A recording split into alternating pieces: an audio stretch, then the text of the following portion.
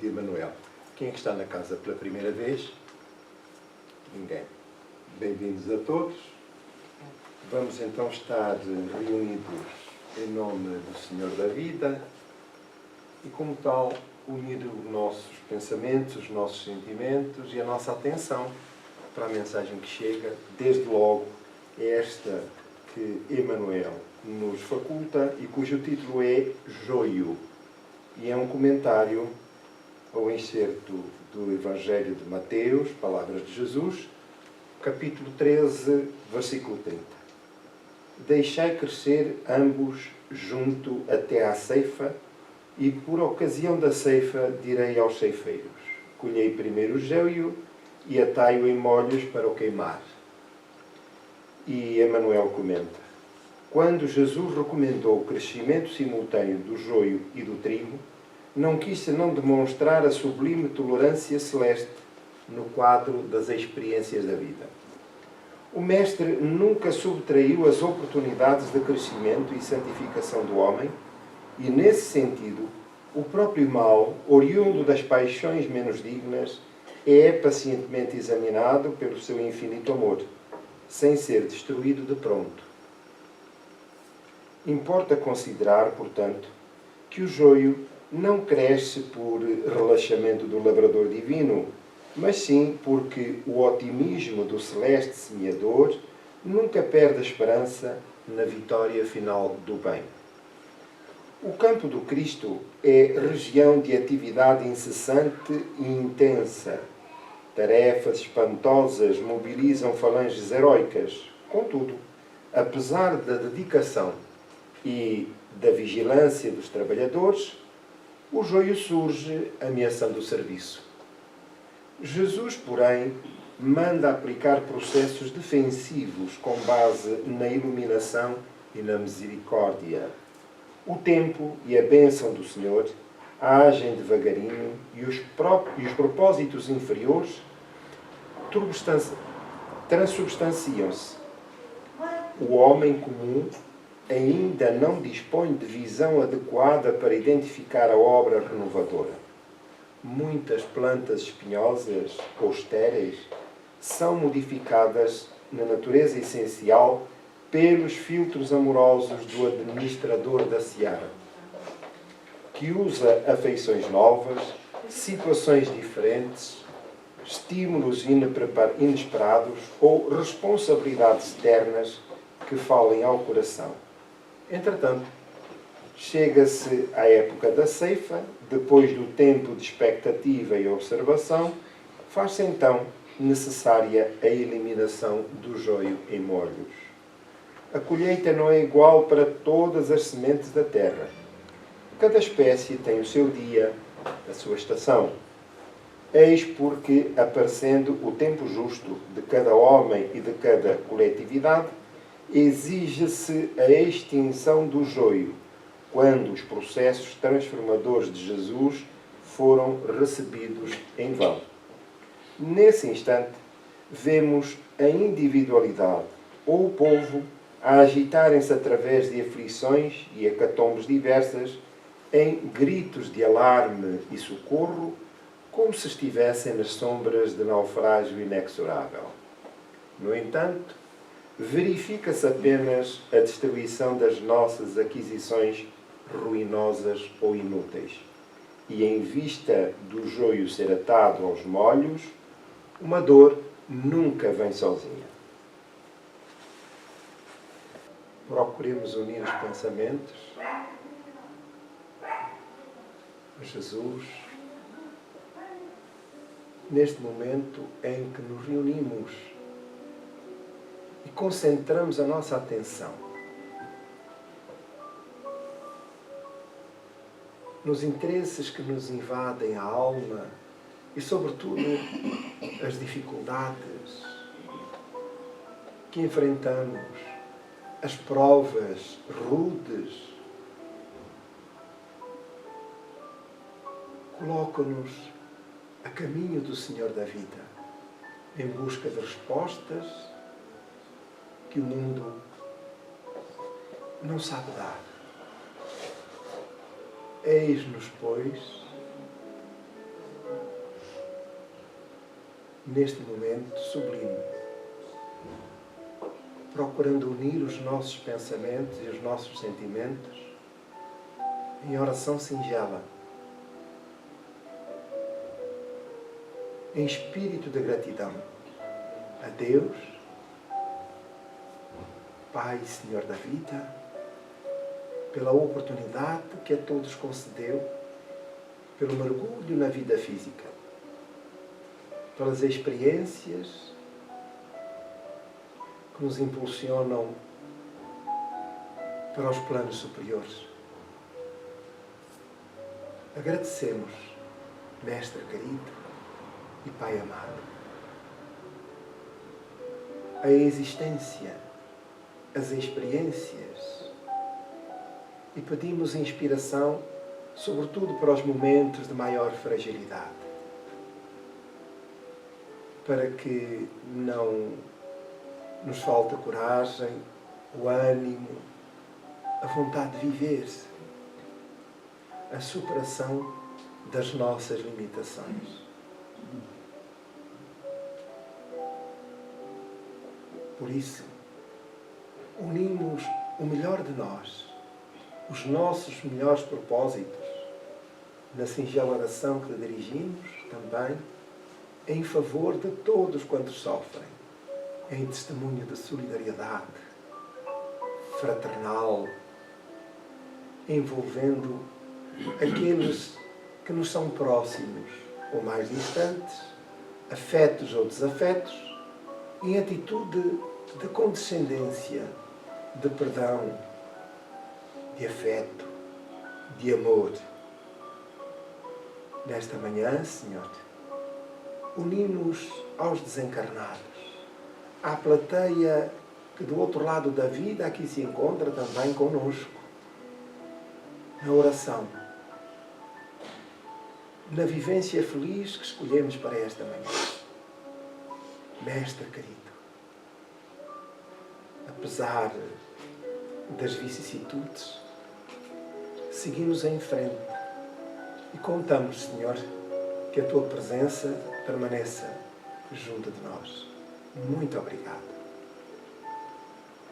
Então nós vamos dar início ao trabalho propriamente dito, com a mensagem do trabalho de hoje, uma mensagem de Joana de Ângeles. A obra em apreço, a vitória sobre a depressão, e este excerto de Joana de Ângeles motiva-nos à vida, ao trabalho de reerguimento, de conquistas felizes.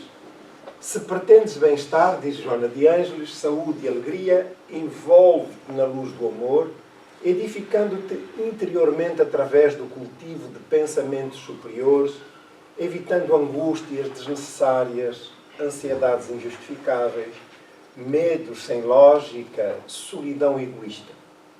Entrega-te a Deus e confia nele integralmente e crê que nunca estarás sós.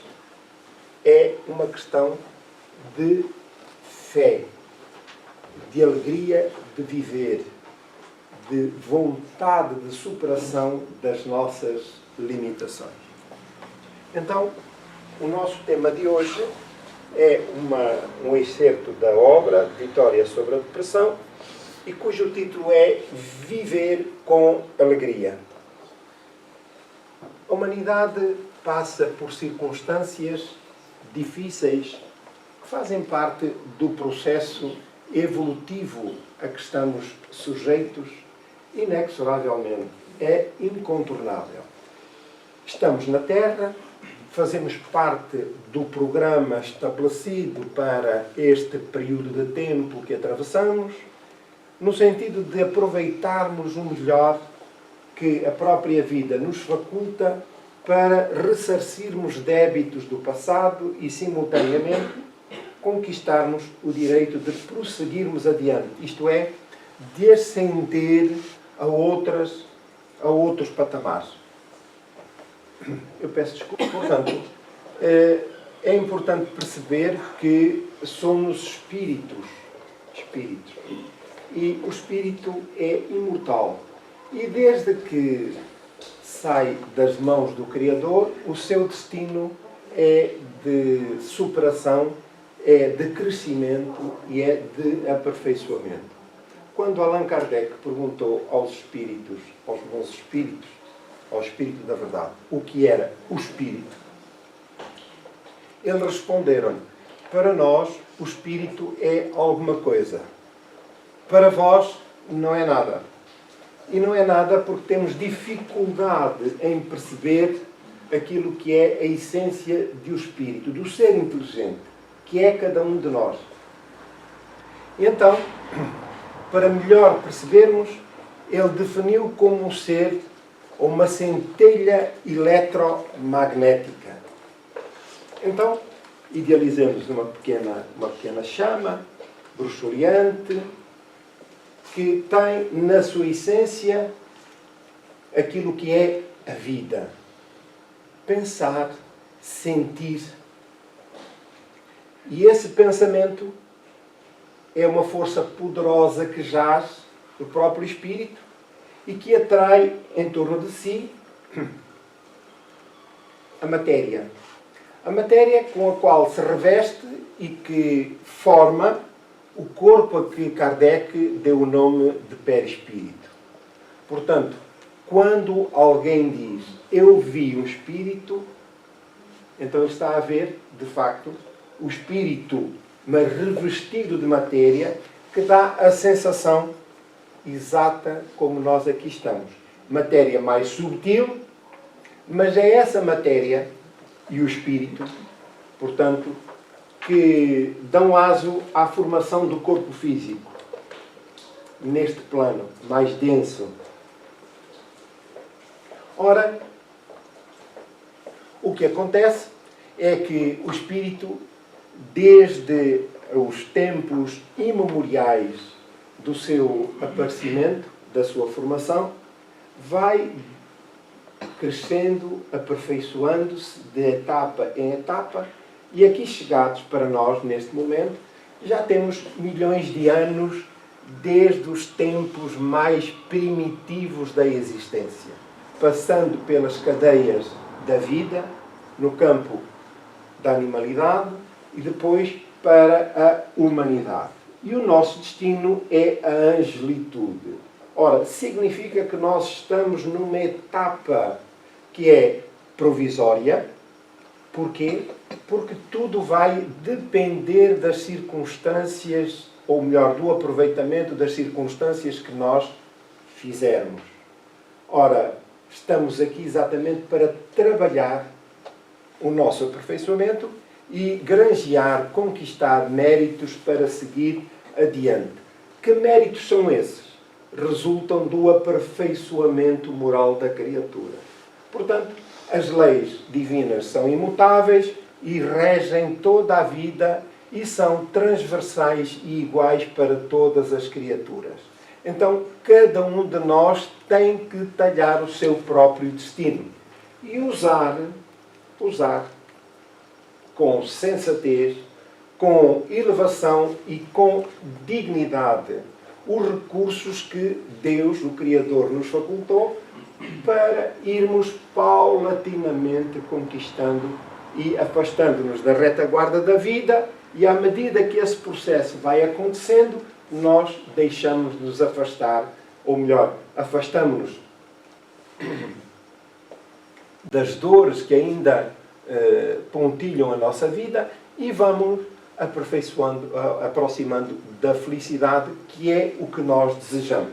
A felicidade não é a ideia do paraíso, o paraíso da indolência, o paraíso do relaxamento, o paraíso sem trabalho, o paraíso de fazer o que se quer, não ter que dar contas a ninguém, por aí adiante. Não. É o paraíso divino, onde o trabalho prossegue. Já estou a adiantar, que é para depois não se admirarem lá mais para a frente. O trabalho prossegue, as lutas vão prosseguir, mas qual é a diferença? É que o nosso estado íntimo está melhor, mais pacificado, mais em concordância com as leis divinas, e nós estamos, então, como se pode dizer, em plena felicidade. Então, de onde se originam o sofrimento? Das experiências infelizes que o espírito imortal teve em vidas pretéritas. Porque as de hoje, nós, em sã consciência, já não temos nada de assinalável. Estamos a falar de criaturas medianas, como é evidente, e que sofrem vicissitudes difíceis, traumáticas, experiências dolorosas, e que essas experiências não têm qualquer respaldo naquilo que é a nossa ação do dia a dia. Então, o espírito de que há pouco falamos, aquela centelha eletromagnética que organiza o nosso corpo perispiritual, ou espiritual e físico, retém também os efeitos das nossas ações. Então, tudo quanto fazemos de bem ou fazemos de mal, o espírito absorve. E a cada ação corresponde uma reação. Ora, se nós fizermos o mal, já sabemos qual é a reação, porque ela é automática. Se fizermos o bem, ela também é automática. Então, e porquê é que nós teimamos em não fazer o bem de forma permanente? O conceito está correto? Aceitam, sob o ponto de vista da razão? A cada ação corresponde uma reação.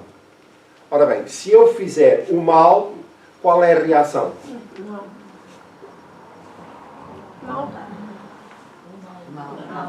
Isso, parece que estamos na história a dizer a tabuada. Não é? Então, corresponde o mal. Se nós fizermos o bem, a reação é do bem. Eu até posso dizer assim, não, eu não quero bem nenhum. Não, isto é automático. As leis divinas são automáticas, reagem automaticamente. Não estão dependentes da vontade de A, B ou C. Então, se nós queremos ser felizes, se nós gostamos do bem, então porquê é que ainda fazemos o mal? Eu já sei que não está aqui ninguém nessas circunstâncias. Mas estamos só a refletir, a pensar em voz alta. Se nós gostamos do bem, porquê é que ainda fazemos o mal? Vamos lá pensar. São as nossas Porquê? más tendências. São as nossas más tendências. As nossas más tendências, diga. São muito imperfeitos ainda. Imperfeitos, mais. Nossas ignorâncias com relação à lei divina. Ignorância sobre a lei divina e mais. O ego. Como? O ego. O ego. O Muito egoísmo. bem. Mais. Egoísmo. O egoísmo. Acrescentamos o orgulho. Mas a verdade, todas elas aqui estão expressas, mas aquilo que está na base é o prazer dos resultados do mal. A vingança. Vamos na estrada. Alguém passa à frente. Ai sim, então espera aí, que eu vou já pela direita e dou um acidente. E nós ficamos felizes porque o outro, atrapalhamos a vida ao outro. Em qualquer circunstância, são pequenos detalhes que marcam o prazer que resulta e que nos dá o mal. Não é?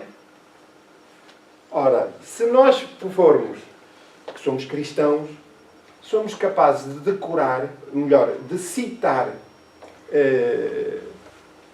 de viva voz todas as experiências com detalhes sobre a vida de Jesus. Que Jesus fez isto, Jesus fez aquilo, Jesus fez aquilo outro. Mas a verdade é que nós não colhemos as lições que Jesus nos deixou da superação ainda das tendências inferiores sobre a nobreza do caráter. Então é tudo uma questão de opção. Nós dissemos atrás que cabe-nos a nós, a cada espírito, encarnado ou desencarnado, talhar o próprio destino. Se o nosso conceito de vida, de felicidade, é meramente terreno, aí tanto faz ser bom como ser mau. Provavelmente ser mau até compensa. Porque o conceito de felicidade é ter em vez de ser. Ora, e na Terra predomina o conceito materialista do ser, do parecer, melhor dizendo, e do ter. Porque o ser não leva a lado nenhum. Ora, é importante que tenhamos noção daquilo que é a essência do espírito, o que são as nossas motivações, e a doutrina espírita ensina-nos que os espíritos estamos irremediavelmente destinados ao bem.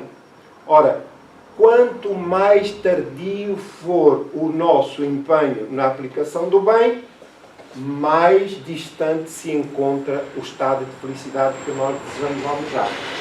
Então, para isso, tem que haver alteração de propósitos, primeiro, e depois de comportamentos. É muito simples, todo o conceito. Ora, quando nós atravessamos qualquer período, qualquer propriedade no plano físico, temos que preparar para essa viagem. Quanto mais longa, maior serão os preparativos e os recursos que devemos amealhar para essa viagem ser o menos perturbada possível. Quanto mais curta, as exigências são menores. Ora, nós estamos, como espíritos, diante da eternidade da vida, em viagem pelo tempo e pela vida. Nascemos, vivemos, morremos, renascemos, vivemos. Já o fizemos milhares de vezes. Já nascemos e já morremos milhares de vezes. E assim vai acontecer para o futuro. Porque o processo de aperfeiçoamento é lento. Ora, é lento, mas não significa que seja tumultuoso. O processo evolutivo acontece como no viajante que, não tendo tomado as devidas precauções, estão sujeitos a uma série de circunstâncias imponderáveis, como seja o tempo, como seja o veículo que se transporta por aí adiante. Ora, o espírito tem que se prevenir para essa viagem, para que ela seja o menos tumultuosa possível. Ora, para isso é importante que tenhamos noção e lucidez sobre aquilo que é projetado para a vida, o que é que nós desejamos, e, em boa verdade, isso é transversal a todos nós. Libertar-nos do sofrimento e alcançar terrenos mais felizes. Não é verdade? É isso que por aqui andamos. Ora, nestes momentos, nestes trabalhos, nestas lutas, muitas das vezes instala-se um estado emocional e mental deveras debilitado e deixamos-nos relaxar, amortecer, digamos, instalar-se um clima que começa por ser melancólico e que depois se agrava para um estado depressivo e que, não sendo devidamente tratado sob o ponto de vista científico e sob o ponto de vista emocional, acaba por despertar outras circunstâncias adormecidas que muitas das vezes não estavam previstas nos códigos da vida. Mas é o nosso relaxamento, a nossa invigilância, que despoleta esta ou aquela enfermidade que jazem no fundo da alma. Ora, então, é importante que nós tenhamos a consciência de que é preciso superar as dificuldades que são inerentes às circunstâncias da vida. Ora, nós tivemos uma crise financeira no ano de 2008, a seguir instala-se um estado a pandemia,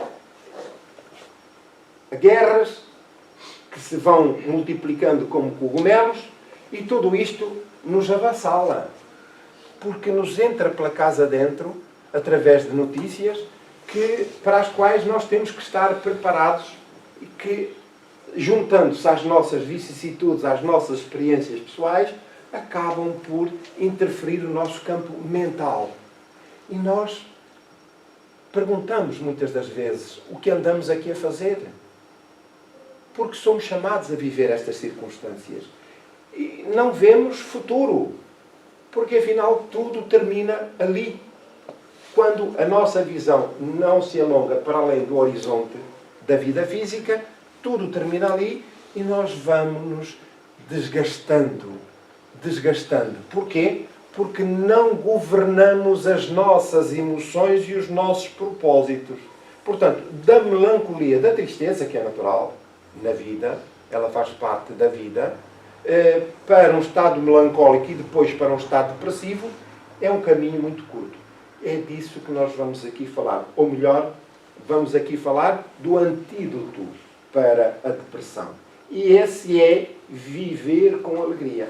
Viver com alegria não significa que estejamos aliados das circunstâncias, mas compreendemos as circunstâncias e não nos deixamos dominar pelas circunstâncias.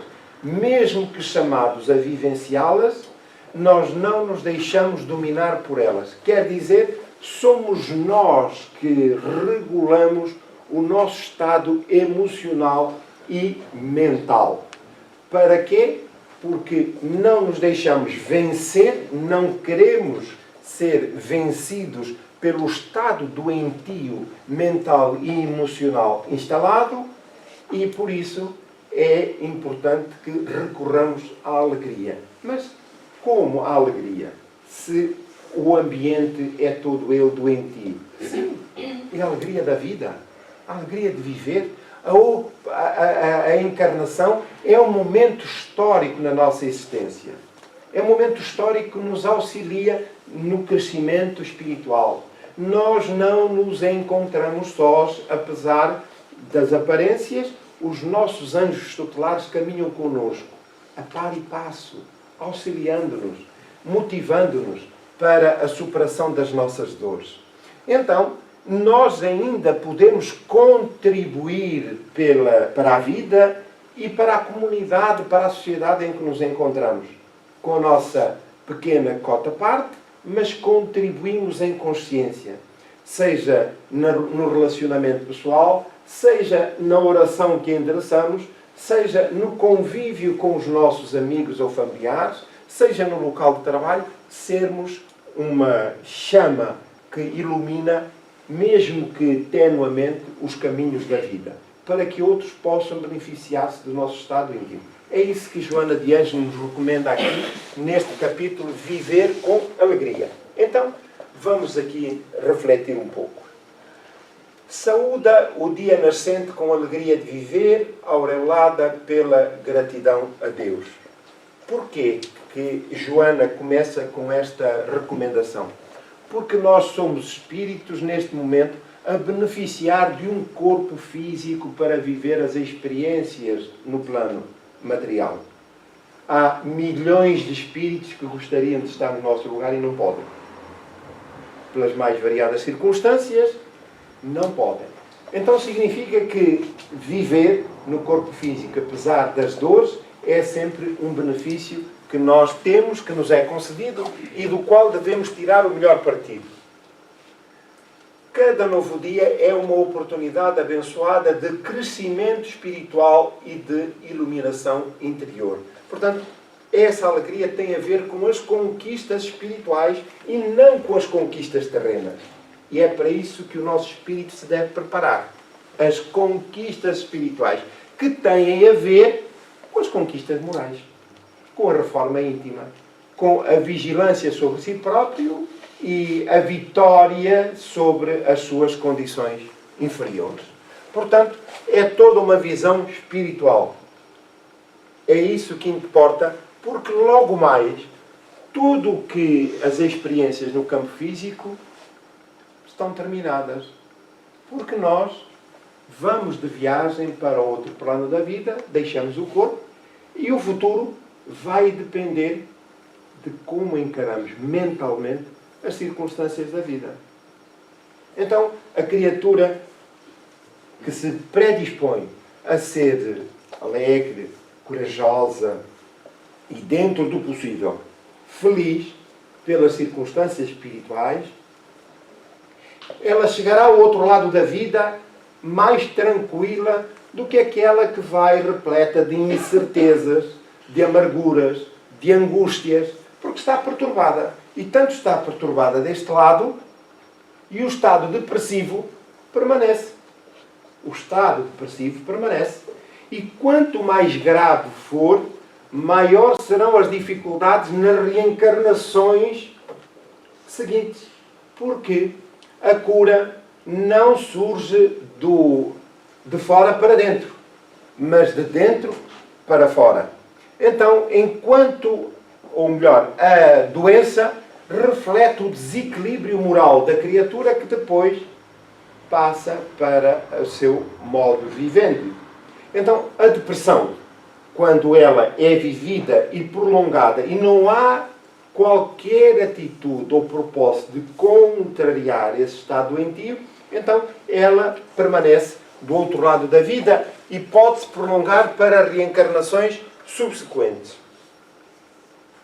Atravessar o rio de problemas de uma margem para outra, onde se encontram as formosas atividades de engrandecimento moral, é a tarefa inteligente da pessoa que deseja a conquista da felicidade. Então, é essa coragem, ela retrata aqui muito bem, do viajante que se encontra à conquista da felicidade. Como que acontece no plano físico, com o ser humano, com os animais, que procuram sempre as melhores oportunidades da vida. Mas para lá chegar, é preciso atravessar os tormentos do momento que a vida nos coloca. Então, o que é preciso? Coragem. Que tormentos são esses? São os tormentos enfim, mais comuns, materiais, no sentido material do termo? Não. Isso é só o reflexo. Os maiores tormentos são os nossos maus pendores. O egoísmo, o orgulho, os seus sucedâneos. Aquilo que, no fundo, nos dá prazer ainda e nos motiva e nos retém na retaguarda da vida. E nós, em boa verdade, conseguimos vislumbrar para além dos horizontes da vida física, mas ainda comprazemos-nos com aquilo que o mal nos faculta. Ora, para chegar à outra margem, que está ao nosso alcance visual, é preciso, de facto, que tenhamos a coragem de superar as nossas inferioridades morais. Trabalhar para as alterar. Quando se abrem a mente e o coração à alegria, é possível descobri-la em toda a parte, bastando olhar-se para a vida e ei-la jubilosa. Ora, a criatura atormentada, perturbada, infeliz, cuja essência marca toda a sua experiência física, naturalmente que não está disposta para apreciar as belezas da vida, até nos mais pequenos detalhes. Porquê? Porque tudo a atrapalha, tudo a perturba. Então, porquê? A perturbação é exterior? Não, é interior. A criatura sente-se infeliz porque se tem como vítima. Eu sou vítima de tudo. Porquê? Porque sou egoísta. Eu sou egoísta. Eu sou o centro da vida e a vida tem que girar à minha volta. Não há pessoas assim? Gira à minha volta. Então, e se alguém não pisa, não marca a vida de acordo com as minhas orientações, então estamos num estado de revolta permanente, infeliz, porque os outros são todos imperfeitos, perseguem-nos. Reparem, de um estado de melancolia passamos para um estado depressivo, que se vai aprofundando para aquilo que hoje conhecemos como o burnout, do cansaço absoluto. Este estado acaba por gerar estados psicóticos.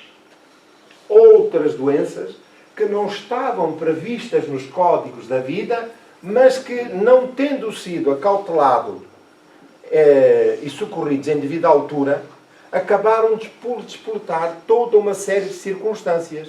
E depois nós pensamos assim, Nós, espíritas, pensamos assim, isto é a lei de causa e efeito. Ele deve ter feito alguma coisa no passado e agora está assim. Não tem nada a ver. Nada, absolutamente. O que tem a ver é com o relaxamento da criatura. Indolente, egoísta, orgulhosa e não quer fazer nada por si. O que é que precisa? E o que é que nós pedimos a Deus? Olhe, por favor, tem uma pastilha. Dê-me uma pastilha que Não, uma só não chega. Então dê-me as que for preciso. Ora, nós preferimos tomar as pastilhas na vã ilusão de que tudo se vai superar com a reação médica ou milagrosa, sem fazer o esforço mínimo que nos compete, porque é aí que está, de facto, o problema de fundo. Estão a compreender? Então, enquanto nós não formos capazes de enfrentar o problema de frente, nós não conseguimos descortiná-lo, nem dar-lhe uma solução. Quando fazemos isso, temos a coragem de enfrentar, dizer, eu estou assim, de facto, tenho tido esta reação, como encaro este ou aquele problema, por aqui adiante, não pode ser, por aqui adiante. Então eu vou delinear uma estratégia e vou agir em conformidade com isso. Então a minha oração agora, dirigida a Deus, já não é pedir milagres, é pedir coragem e ânimo que nos auxiliem a manter-nos vigilantes sobre nós mesmos, sobre os nossos maus pendores. E então, quando houver digamos que uma emoção que está a descarrilar, nós estamos atentos e voltamos ao ponto de equilíbrio. De tal natureza, aquela centelha eletromagnética de que falamos, que é o Espírito, onde reside a vida, passa a ser o nosso próprio vigilante para nos manter equilibrados. E então passamos a agir de forma sensata e contínua, de acordo com os códigos da vida.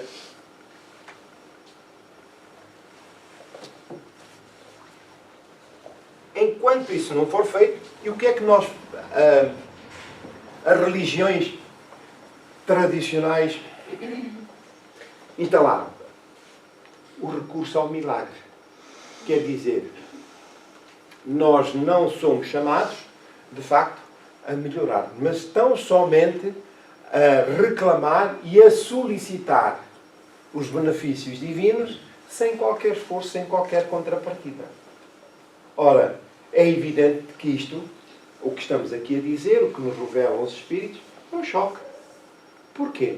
Nós gostaríamos de estar deitados na praia, calor, assim, não muito calor, também irrita, mas também não muito frio, que eu não gosto.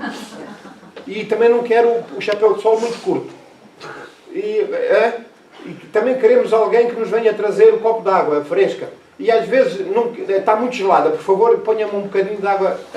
Reparem, nós somos o centro das atenções, é isso que nós desejamos. Então, o que fazemos? Chamamos sempre alguém, estamos deitados, felizes, deitadinhos, chamamos alguém que nos venha mudar o chapéu de sol, porque o sol está a girar, quer um copo de água, quer isto, quer aquilo, não se mexe do sítio. Este mesmo comportamento é o que nós temos para com Deus. De acordo com aquilo que foram as religiões tradicionais. Pedimos milagre, fazemos isto, acontece-nos aquilo, fazemos aquilo, acontece-nos aquilo outro, e nós estamos a pedir milagres. E não nos importamos até de ir daqui até não sei onde, a pé, fazer sacrifícios terríveis para obter as graças que desejamos. Mas, reparem, continuamos a ser o mesmo indivíduo, o mesmo caráter. Não houve alteração nenhuma. Ora, por acaso nós não vemos Deus, porque se estivéssemos na praia e Deus estivesse ali, só chamávamos Deus, o Senhor, Senhor, por favor, dê-me aqui um jeitinho ao guarda-sol. Olha, traga-me agora um copinho de água fresca. Passe a graça, o nosso relacionamento com Deus é exatamente o mesmo que nós temos para com os outros. Queremos ser servidos, mas fazer alguma coisa por nós não estamos dispostos. Então, quando nos dispusermos a isso, os mecanismos da vida acionam o auxílio que é necessário. Quando se adquire a consciência da responsabilidade perante a própria vida, da existência Sente-se de imediato que se é livre, mas essa liberdade é sempre conquistada pela ação que se converte em bênção de amor. Que ação? Ação no bem. E o bem pode exigir sacrifícios. Porquê? Qual o sacrifício maior? É o sacrifício do trabalho de renovação do indivíduo egoísta que sai da sua zona de conforto para o outro extremo, para a caridade, para o bem. E isso exige sacrifício. Para fazer isso é preciso responsabilidade. Portanto, não há, vou já dizer, Deus não dá nada de graça. Ele pede-nos esforço, trabalho. E tudo o que vier é por mérito da aplicação do desejo, da vontade de transformar. Portanto, não há nada que resulte de forma gratuita. Somente através do amor perfeito é que o ser humano pode considerar-se realmente livre de todas as amarras, mesmo que essa aquisição seja lograda de alguma forma através de sofrimento. Ora, então aqui estamos a falar de alegria. E como é que o sofrimento cabe agora aqui neste conceito? Porque a criatura que já compreendeu a dinâmica da vida, as circunstâncias a que está sujeito, sabe que esta ou aquela prova, este ou aquele sofrimento, pode ser, sim, sem dúvida, o reflexo de vidas passadas e que agora reclama o direito ao equilíbrio. A quem é que ele reclama esse direito? Ao ator, ao espírito. Então, o espírito compreende e pensa, pois bem, então esta é a oportunidade que eu tenho de superar esta dificuldade, vamos à luta. Ora, que luta? É a luta da experiência, a luta da ação, a luta do pensamento em transformação. Inverto a luz do pensamento, a mudança do pensamento, o desejo de mudar para melhor, o sentimento, a ação. Então, logo que a criatura esteja imbuída desse propósito e trabalhe de forma, de facto, a aplicar-se dessa forma, então tudo na vida se movimenta para deixar o melhor às criaturas. Então, o sofrimento já não atrapalha, mas compreende-se. Compreende-se e procuramos enfrentá-lo com coragem para superá-lo. De forma digna e caridosa até. O sofrimento faz mal, no entanto, não é um mal em si mesmo, porque oferece recursos valiosos para a aquisição do bem permanente. Então, o sofrimento é sempre uma mensagem. Há alguma coisa que ainda não foi superada. Ora, se é isso, o que é que falta, de facto, superar? O que é que o sofrimento implica? Que mensagem me está a enviar? Se eu tenho uma dor de estômago, o que é que eu faço? Sento-me. Estou a interpretar. Qual é a origem? Porquê? Ora bem, será uma gastrite? Não sei. Ora bem, mas o que é que eu comi? O que é que eu bebi? Não é isso que fazemos. A dor no estômago está-nos a enviar uma mensagem. E nós vamos à procura de resposta para superá-la. É exatamente, no sentido mais amplo, o que o sofrimento da nossa vida nos induz. É um sinal. E nós vamos decifrá-lo. Ora, e como é que nós vamos fazer isso?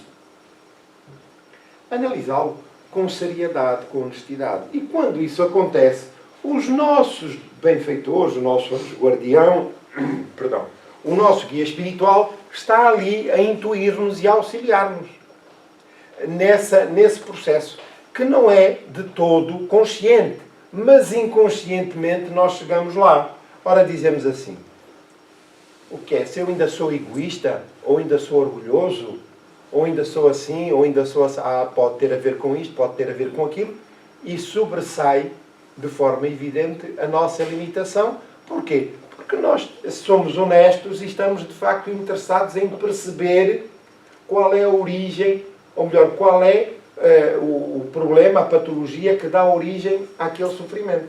Então, nós estamos a ir ao encontro dessa questão. E não desejamos repelir o sofrimento por si só. Eis porque o trabalho de qualquer natureza deve ser realizado com um sentimento de amor. Isto é um bocado duro. Eu, com um sofrimento, um trauma qualquer na vida, ainda vou estar com amor. O amor, que amor? Amor de compreender, amor de aceitar, amor de trabalhar para superar. Compreendem? É tudo uma luta íntima. Isto passa-se na intimidade da alma. Não é um processo externo. É na intimidade da alma. Do sofrimento que nos chega, da forma como olhamos para ele, como interpretamos e como vamos trabalhá-lo. Sem alardes, sem alaridos. Naquilo que é comum e tradicional, o que é que nós fazemos? Aqui Del Rey, que estou a ser vítima de perseguições. Às vezes chegamos ao centro espírita e dizemos: olha, eu trago aí um caminhão de obsessores atrás porque eles não me largam, eles fazem assim, eles fazem assado. Olha, o meu pai ou a minha mãe, o meu avô, o meu cunhado, a minha irmã fizeram-me isto, fazem-me aquilo, fazem-me aquilo outro. E raramente nós dizemos assim: olha, eu esta semana portei-me tão mal, fiz isto a fulano, fiz aquilo a Beltrano. Estão-me a compreender? Então, é esse o sacrifício de enfrentarmos a verdade, a nossa realidade. Porque, em boa verdade, todos nós temos um melhor conceito de nós mesmos. Eu nunca digo a ninguém que sou mau. Se me perguntarem, você... eu sou bom. Sou bom, eu nunca digo que sou mau. Porque se eu disser que sou mau, a pessoa nunca mais me quer sentir. Já que vou dizer a um, digo ao outro, digo àquele, digo àquele outro, de repente eu estou sozinho no meio do campo. Toda a gente se foi embora, ninguém quer aturar pessoas más. Não é verdade? Mas eu sou mau. A verdade é que eu passo uma imagem diferente. Compreendem? E então as pessoas analisam pela minha imagem, porque eu escondo aquilo que sou. E nesta luta íntima, eu não quero enfrentar aquilo que eu sou verdadeiramente. Quer dizer, não só eu passo uma imagem errada para os outros, como eu também construí essa fantasia a meu respeito e tenho dificuldades em enfrentá-la. E como tal, eu não admito isso. E não admitindo, tenho defeitos. Portanto, não sou egoísta, antes pelo contrário. Não sou orgulhoso, sou humilde, sou caridoso, por aí adiante. E enquanto não se alterar este modo de ver, não há como dar a volta ao assunto. E nós podemos clamar para Deus, por aí adiante, e enquanto não houver mudanças, Deus está lá em cima, os nossos benfeitores espirituais, estão a ver? Não, ainda é cedo. Deixa o Eli a suar mais um pouco, as estupinhas, porque ainda é cedo. E tudo vai. Há mudanças? Muito bem, a ajuda vem. Não há mudanças. Deixa que ele vai aprender pelo próprio, como é que se costuma dizer? Pelos seus próprios meios. Deixa-o estar. E nós a suar, a clamar para tudo, a gritar para tudo quanto é gente. Para Deus. Deus é um ingrato. Afastamos de Deus até. Deixamos de ter fé em Deus. Porque Deus não nos atende. Não nos atende o quê? Os caprichos. E Deus não está aí para nos atender os caprichos. Deus está para nos auxiliar a sermos criaturas de bem. Há pessoas que se afirmam não poder amar porque não compreendem o seu próximo, tendo dificuldade de aceitá-lo conforme ele é. A verdade é que nós olhamos para o mundo de acordo com aquilo que é o nosso estatuto. É evidente. Se eu for uma pessoa predominantemente egoísta, o que é que eu vejo nos outros? Sou uma pessoa desconfiada. E estou sempre a pôr em dúvida qualquer palavra, qualquer ação do outro. Eu estou a medir bem. Ele não é verdade. Porquê? Porque eu sou assim. É através dos meus olhos, daquilo que é o meu caráter, que eu analiso os outros. A respeito do orgulho, exatamente. A pessoa que é humilde, que é caridosa, que se propõe ao bem, é de acordo com esses conceitos que analisa e compreende os outros. Então, enquanto não houver estas alterações, nós estamos em luta connosco mesmo. Em luta connosco mesmo. Os outros sofrem os efeitos da nossa presença, do nosso desequilíbrio. A questão não é... Nós também sofremos os efeitos dos outros. Nós também sofremos. Como assim? A moral das pessoas. Sim. Claro que nós temos que arranjar mecanismos, e estes mecanismos... Eu só agradeço. Eu não agradeço. Agradeço. Peço desculpa. Já vou lá. Diga, faz favor.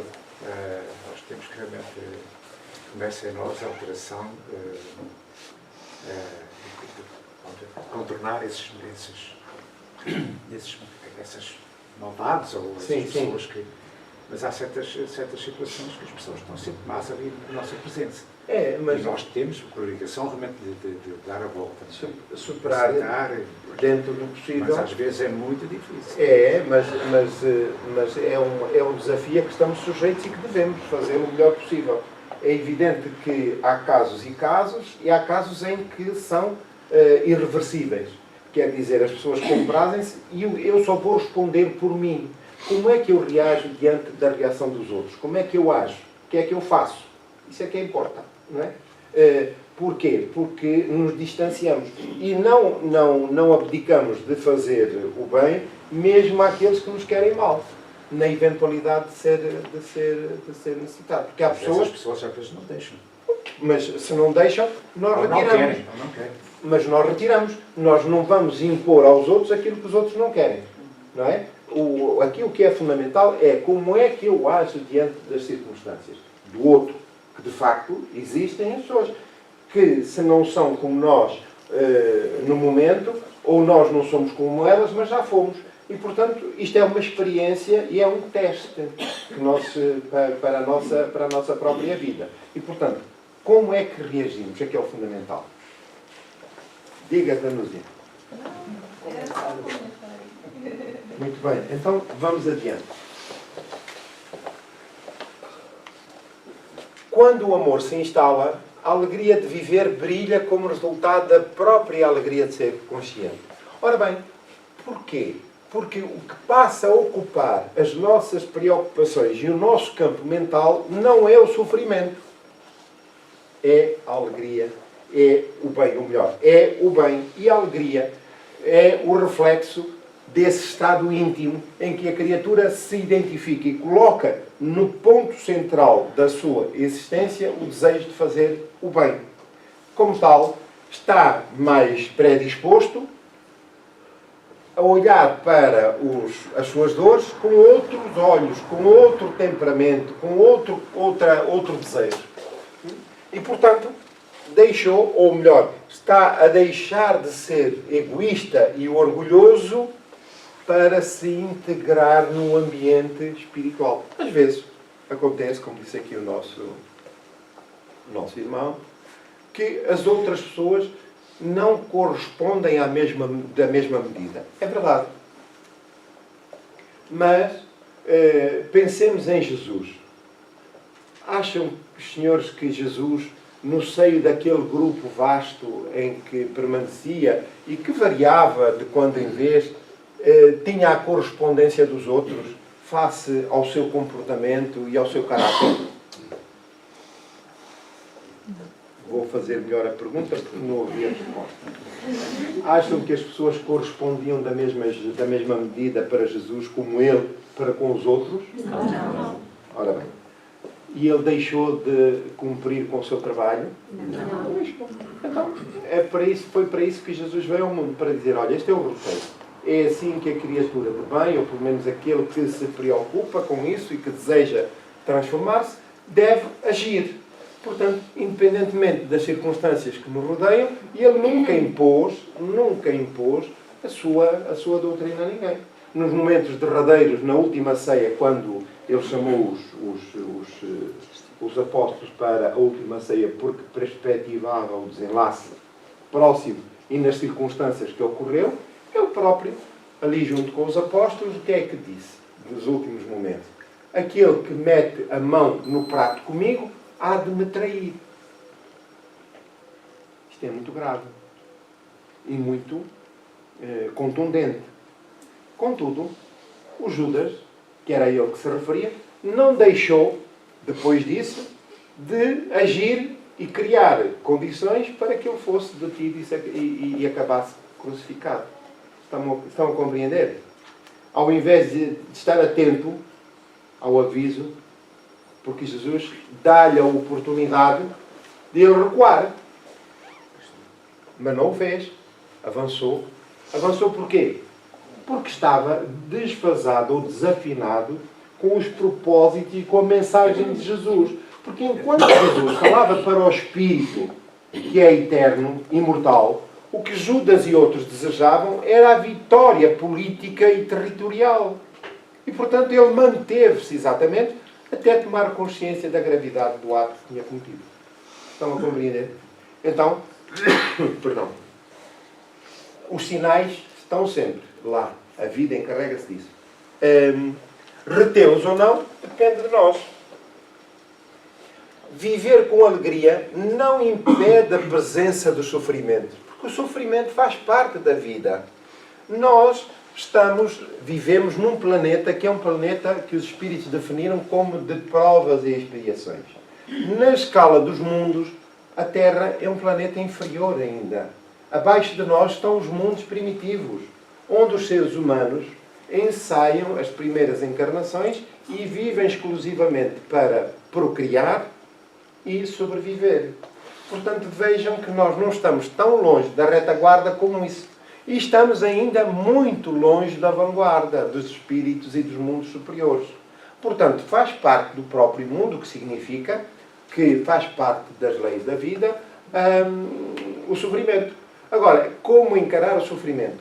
Como vivê-lo, superá-lo, é que é aí, digamos assim, o segredo.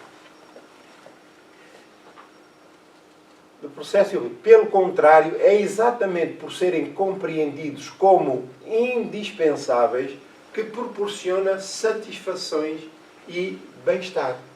Ora, o sofrimento é sempre a oportunidade que a criatura tem, como já dissemos, de interpretar os sinais que a própria vida nos dá. Da mesma forma que Jesus disse a Judas, aquele que mete a mão comigo no prato há de me trair, disse-o de viva voz, mas intuitivamente o sofrimento manda-nos uma mensagem. Ora, ou nós atendemos, vamos acautelar, tentar perceber, ou seguimos adiante. E tudo terá consequências, felizes ou infelizes. Os sentimentos cultivados transformam-se em estímulos para as ações que materializarão mais tarde. Ora, reparem bem, os sentimentos cultivados transformam-se em estímulos para as ações que se materializarão mais tarde. Portanto, os sentimentos. Que sentimentos? Se forem inferiores, já podemos prever que as ações mais à frente vão ter repercussões infelizes. Se forem boas ações, bons sentimentos, essas ações naturalmente vão florir de forma feliz. E nós vamos colher de acordo com a sementeira feita logo no início. Se permites que a tristeza se torne companheira frequente das tuas emoções, a melancolia estará instalada em breve nos teus sentimentos, tirando-te a beleza da existência. Ora, quem vive predominantemente triste e melancólico ou depressivo, deixa de ter alegria de viver e de estar num relacionamento feliz com a própria existência. Com a sua própria existência. Então é preciso que saibamos que nós somos importantes para a vida. Somos importantes para a vida. Porque cada um de nós contribui à medida das suas possibilidades para o bem do conjunto, para o bem geral. E não parece. As nossas palavras, os nossos pensamentos, as nossas ações, os nossos sentimentos, as nossas emoções, o nosso pensamento positivo, feliz. Portanto, estamos a fazer parte nos primeiros ensaios da cocriação com Deus, a contribuir para a obra do conjunto. Com a alegria de viver instalada no íntimo, sempre haverá uma forma de encarar os acontecimentos, concedendo-lhes validade e deles retirando a melhor parte, como afirmou Jesus. aquela que não lhe será tirada. Ora, qual é a melhor parte? É a virtude, a conquista espiritual já realizada. E porquê? Porque nós fomos criados para sermos felizes. Felizes em pleno. Então nós somos infelizes ou sujeitos a circunstâncias de sofrimento por desvios, por desatenção, por invigilância sobre o nosso caráter, sobre as nossas ações. Ora, e é uma questão que não conseguimos contornar. E reparem que a marcha do progresso, a ascensão espiritual, é rumo à felicidade. Não é ao acaso. Quer dizer, quando chegarem lá acima logo se vê. Não, não. O destino é inexorável, incontornável. Então, o sofrimento é uma circunstância provisória, da qual nós fazemos parte pela nossa invigilância, pelo incumprimento dos valores e do caráter divino. Ora, superadas essas dificuldades, aquela que não lhe será tirada são as conquistas realizadas. E elas, uma vez sedimentadas, consolidadas, são nossas conquistas e estamos a fruir plenamente dessas conquistas. O sofrimento ficou para trás. Porquê? Porque nós deixamos de agir no mal ou no menos bom e passamos a agir em completa sintonia com Deus. Estamos a compreender? Portanto, as conquistas morais são plenas e absolutas. Não são transitórias. Ao contrário do sofrimento e dos maus pendores. Porque representa conquista inalienável para a mente e para o coração. Adapta-te desse modo às ocorrências existenciais. Eu vou a conduzir. Quem é que aqui que conduz e não pensa que está sujeito a um acidente? Toda a pessoa que vai na rua a conduzir está sujeita a um acidente. Esses acidentes podem ocorrer dentro de casa, pode ocorrer no passeio, pode ocorrer na rua, a conduzir a pé. São as circunstâncias da vida. Mas isso não nos impede de viver e de nos movimentarmos. Não é verdade? Porquê? Porque faz parte das circunstâncias da vida e nós adaptamos-nos a isso. Então, é esta questão que Joana de Ângeles propõe, é que mentalmente nos preparemos e aceitemos as circunstâncias da vida e que elas não nos provoquem revolta. Tristeza sim, mas revolta não. Porque a revolta depois começa a proporcionar condições emocionais e mentais para se instalar a melancolia, a depressão e os seus sucedâneos. Então, adapta desse modo às ocorrências existenciais, alegrando-te por te encontrares no corpo fruindo a oportunidade de corrigir equívocos, de realizar novas experiências, de manter convivências saudáveis e de enriquecimento incessante. Ora, voltando ao exemplo da condução, vamos numa estrada, muito movimento, a estrada não está nas melhores condições, nós sentimos inseguros, estamos a ver que podemos, ou suspeitamos que podemos criar algum acidente, o que é que fazemos? Espera aí, amanhã tenho que arranjar uma alternativa, um circuito alternativo que ofereça melhores condições. Então, é exatamente o que ocorre sob o ponto de vista espiritual. A mensagem das circunstâncias, dos sofrimentos, está a mandar sinais. Ora, eu vou procurar a alternativa. Qual é a alternativa? Que me dê mais segurança. É rever o processo e aquilo que me compete melhorar na condução da vida, para ver se não há nenhum acidente. A vida com alegria é em si mesma um hino de louvor a Deus. Nós somos filhos de Deus, criados por Deus, e estamos destinados à plena felicidade. Não te permitas, portanto, a convivência emocional com as manifestações negativas do caminho por onde transitas. Às vezes vamos em qualquer circunstância e tudo nos perturba. E essa perturbação persegue-nos ao longo do tempo. alegra-te com a vida que desfrutas e agradece sempre a Deus a glória de saber e de amar para agir com acerto. Portanto, contrariamente ao que parece, ou que nos possa parecer, nós estamos permanentemente ligados a Deus, ou melhor, Deus está permanentemente ligado connosco, e nós, conscientemente, muitas das vezes afastados de Deus, mas inconscientemente nós estamos permanentemente ligados a Deus. Deus é Pai infinitamente bom e misericordioso e não nos abandona em circunstância alguma. Há alguma dúvida que permaneça relativamente ao tema apresentado? Estamos alegres, infelizes ou receosos? Eu pensava, não, estamos alegres. Muito bem. Então, esta é uma nota fundamental. É uma nota fundamental para percebermos como fazemos parte das circunstâncias planetárias e, tanto quanto possível, não nos deixemos afastar, amedrontar, cilindrar, permitam uma expressão, pela onda de perturbação instalada. É normal. Nós estamos, a humanidade, o planeta, está numa fase de transição. E há uma série de circunstâncias que foram remexidas, e sobretudo no campo emocional e mental ou psiquiátrico, estamos afetados de forma geral.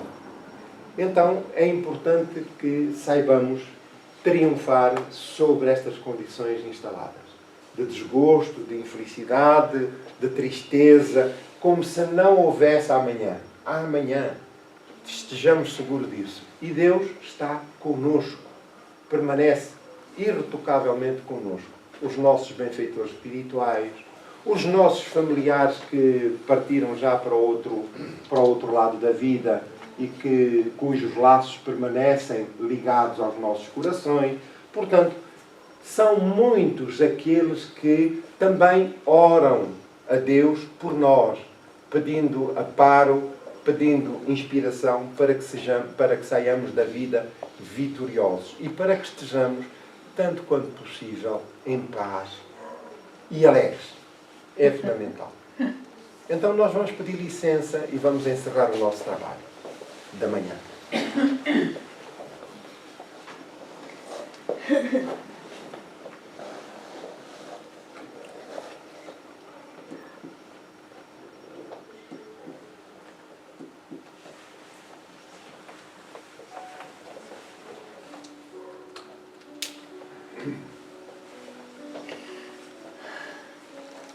Vamos pensar em Jesus, o amigo incomparável das nossas vidas, Pai de infinita bondade. Neste momento em que unimos pensamentos e sentimentos,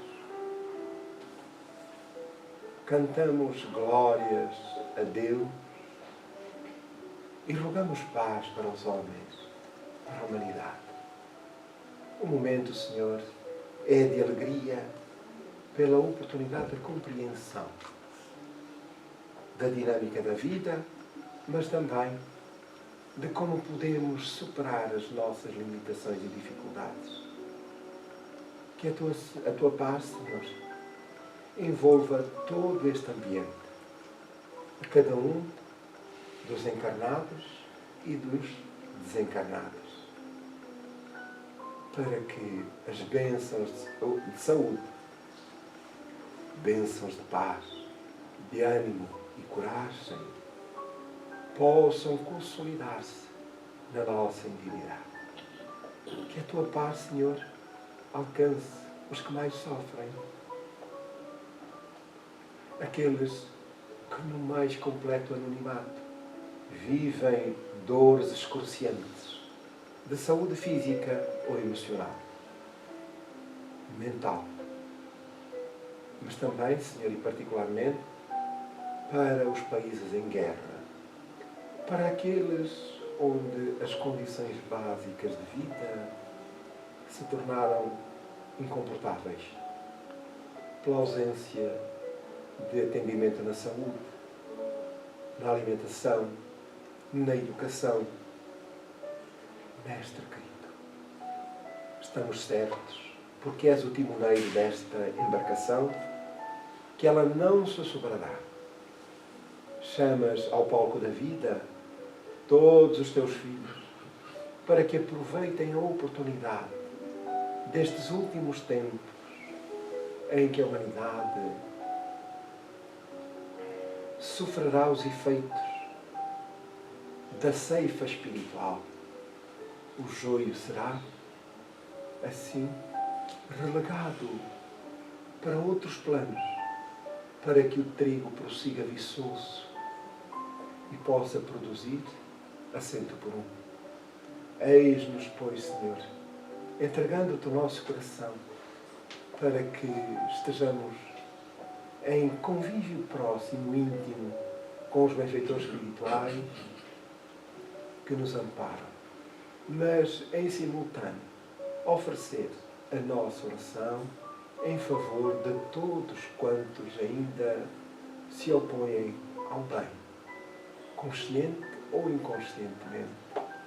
São irmãos nossos em necessidade e por quem te rogamos. Por isso, Senhor, esta e outras instituições congêneres, seja de uma ou de outra forma, disponibilizamos para o atendimento necessário, para que todos encontrem o porto de abrigo, que em teu nome levanta a bandeira do bem, a bandeira da paz. Muito obrigado, Senhor.